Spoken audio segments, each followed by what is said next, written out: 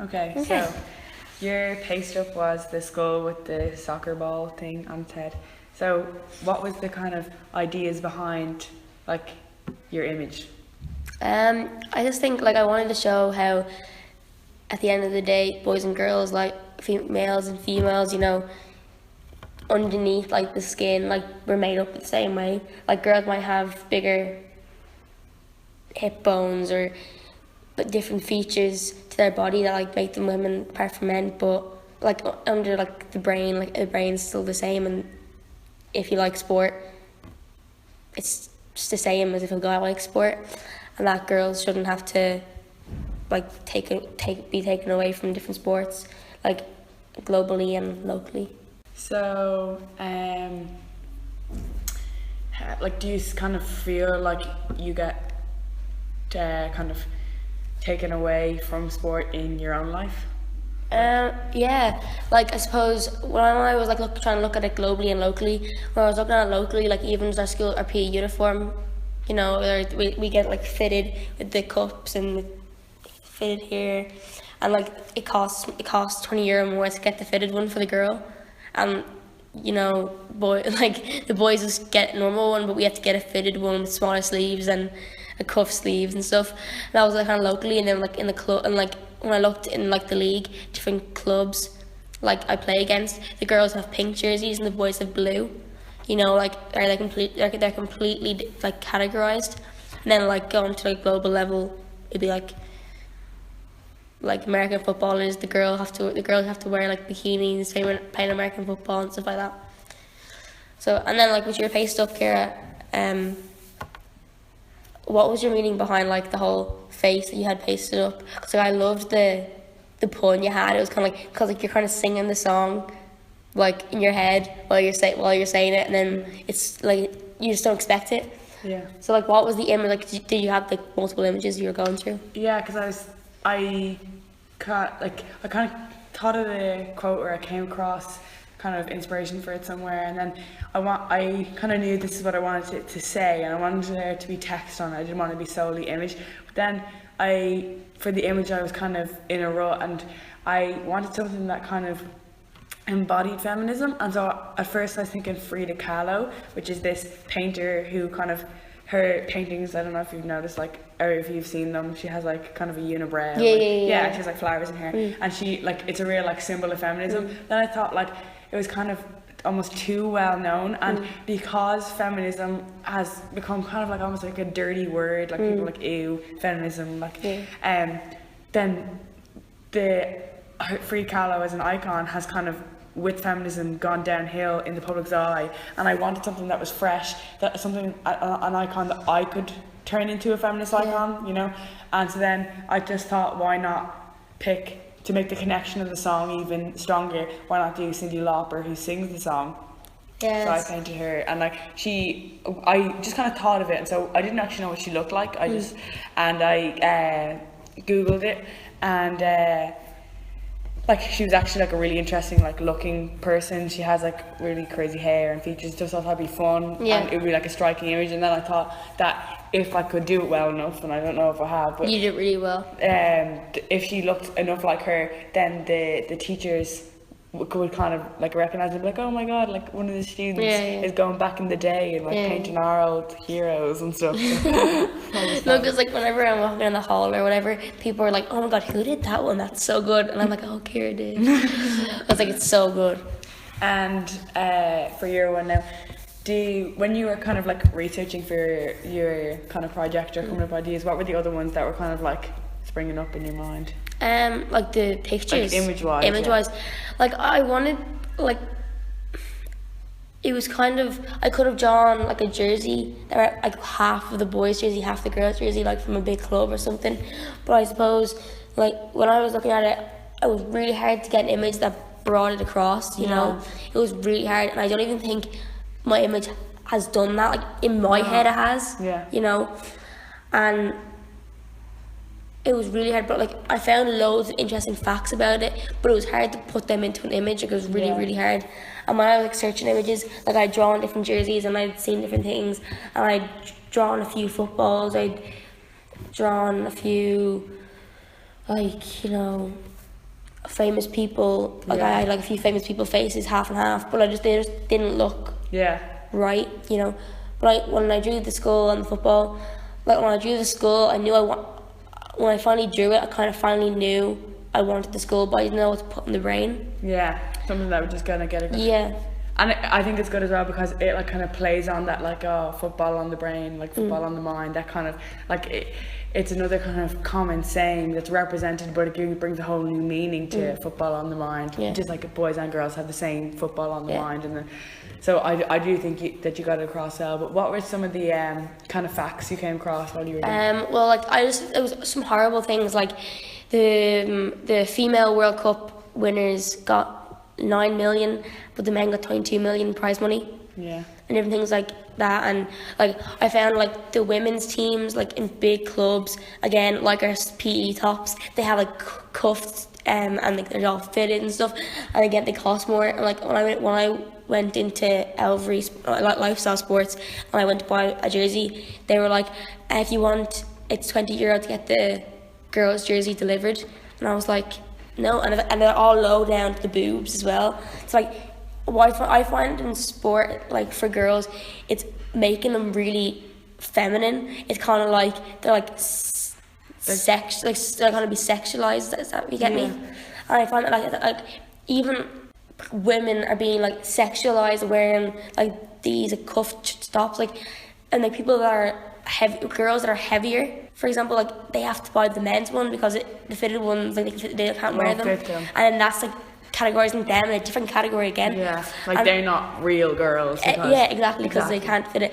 And the reason why I did the skull as well was because it wasn't just female. Like there is men out there that actually are like being like stereotyped as well. And like it was but when I was looking up like facts, there was different things like Wayne Rooney, the captain of England, he earns 395,000 a week, and out of his wages he could pay for the whole female England team for a year in 1 week. No. Yeah, like there's just most of it's about money, but it's all absolutely crazy, you know. And like it's in every sport, it's not just one. And like I loved in starting your project, like before the pay stuff, when you found like all the facts about like there's more like CEOs named like John, that actually is women. I loved all of them. Like they were great. Yeah, and it's hard when you're kind of like brainstorming, because when you find all the facts, we want everybody to know all of them, facts, because it's just like, oh my god, like how can there be like women represent 52.9% of the American population, and yet Johns, who only represent 1.5% of the population, are in more big roles in the country. And even if Hillary did become president, right? So then there's never been a female president in America, but if Hillary did become president, then the ratio would still be like 15-1 if there was Johns to women, because there's been like 15 John presidents and no women presidents. And when you say that to people, like sometimes they don't understand. They're like, but sure, like, you know, not every man is called John. I'm like, that's the point. Like, if you take every man into account there, it's like 1,000,000-1. Yeah. How you have so much ideas for different images and all the facts that you want everybody to know, and you want everybody to start like thinking the same way as you do and be as shocked as you do. Because I learned that as well, that there are more female babies killed in Asia, in China and India every year than there are born in America. Oh my god. Yeah, and I watched this documentary because like I got really into like documentary stuff because they're just a nice way to learn. And there was this woman, and she had killed 12 of her own children because they were female. And it's just because like it's just the system. Every child female that was born costs the family loads of money, because they would have to pay a dowry, and then they would have had to, every male that was born worked for the family, and every daughter they raised them and then moved on to the husband's family. And then later on in the documentary, this woman went through extreme violence from her stepmother or her mother-in-law and her husband, because she couldn't produce a son, and she had 2 twin girls, and they wanted her to get an illegal abortion, and she had to like run away so they wouldn't. They tried to starve her so she'd have an abortion, and so it's all these stuff that you want to represent. But how do you represent stuff like that in the school community and still being appropriate? Like and the same with like objectification and the sexualization of women. It's hard to represent something like that in the school community because like it's just not appropriate. And like if you couldn't see, I was like putting quotation marks over that because like I know it's appropriate to have like a female American footballer in a bikini, but if you put an image of like a male American footballer in a bikini up in the school, like that's not appropriate at all whatsoever. And then what I find is like when we had history class and we're talking about 1950s and 1920s and stuff, and he was saying like how good is it that girls aren't sexualized anymore, and we kind of had this debate about it because women all around the country, all around the world are being sexualized by different things. Like even in America now, still one of the questions is, do you plan on having kids in the future if you want to get a job? And like that's still a question that is asked. It's not asked in Ireland anymore, but it's asked in America. And like just the fact that women are being sexualized in every different way, like there's loads of different ways women are being sexualized, and it's all men as well. Like a woman, like gay or not, would never sexualize another woman and be like, okay, you have to wear this, you know? Yeah. But men, like in tennis, women have to wear a skirt, but they all wear shorts underneath, but they have to wear a skirt over them. Like camogie, they have to wear a skirt. I've never worn one, but apparently they're really, really, really uncomfortable, but men designed them, so women have to wear them, you know, kind of way.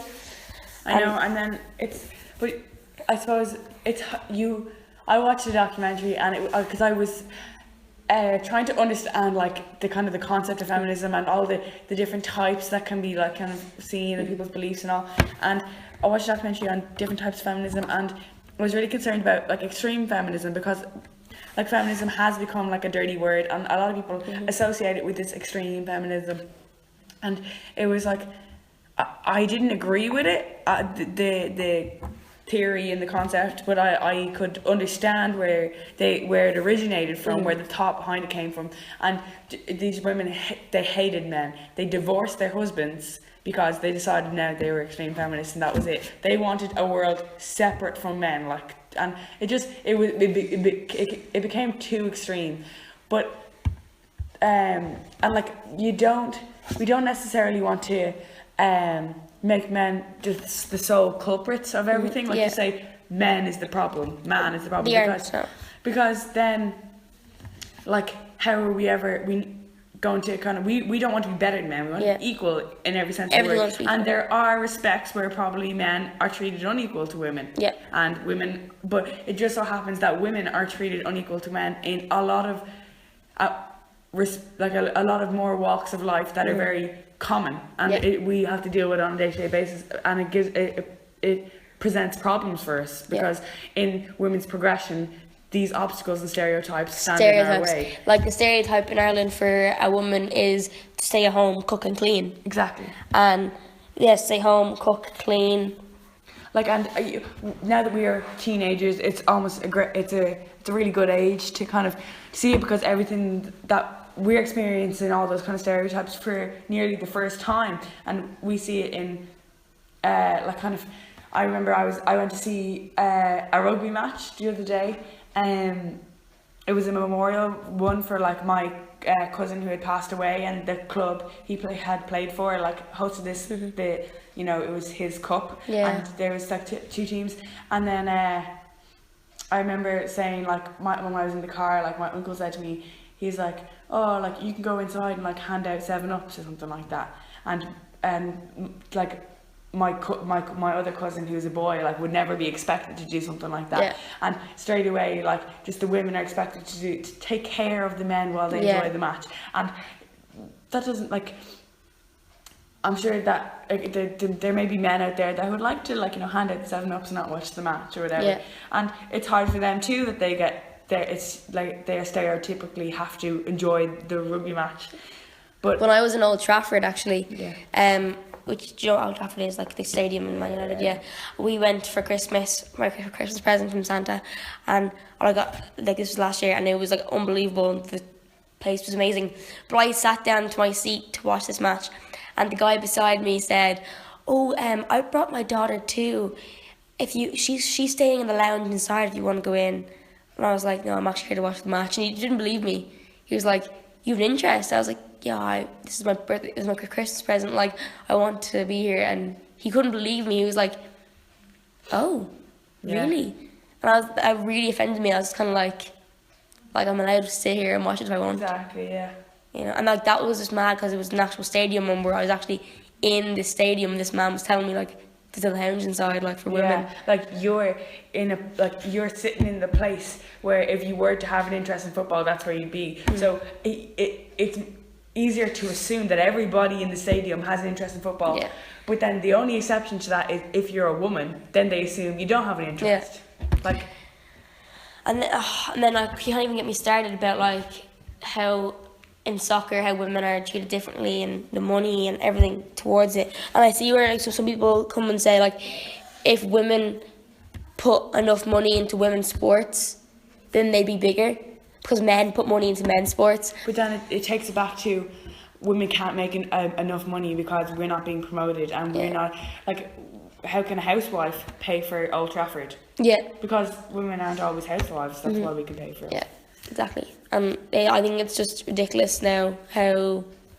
And the notion of a son not having kids or not having children isn't really too far fetched, but the notion of a daughter not having children yeah, is just ridiculous. or not getting married or anything. Yeah. Yeah, and then like if a woman didn't go to school and just got married, college and didn't get married, it'd be grand. But if a son didn't go to college, it'd be a big deal. It'd be like, no, you need to get a job, support your family, blah blah blah. Like, and then, as people as well, like I know a family that does exist where the wife makes the money and the father doesn't work, and the neighbours talk about them like. Yeah, same. I know that as well. Yeah. And so it starts from the talking, like if you don't talk about it, it becomes normalised. And then, not saying that, men will eventually become the housewives or anything like that, but what's to stop women doing exactly the equal part as men in whatever the situation is? Or I watched this documentary and it was about this girl, and she always, since she was small, wanted to be a builder. So she went and she learned how to be a builder, and she went to she couldn't get a job anywhere. And he kept saying, like, you're not strong enough to lift the stuff. You can't. We wouldn't want you on a building in case you fell. And so she dressed up as a man. As a man, made this documentary, went into the same person, pretending to be a man, and he gave her the job straight away with her CV. Like, and J.K. Rowling, like, she adopted the K in her name just because she thought that a woman, her publisher thought that a woman's name wouldn't sell well to a young male audience. And that's not necessarily the publisher's fault, that's the conditioning of the young male audience that won't accept work by a female author,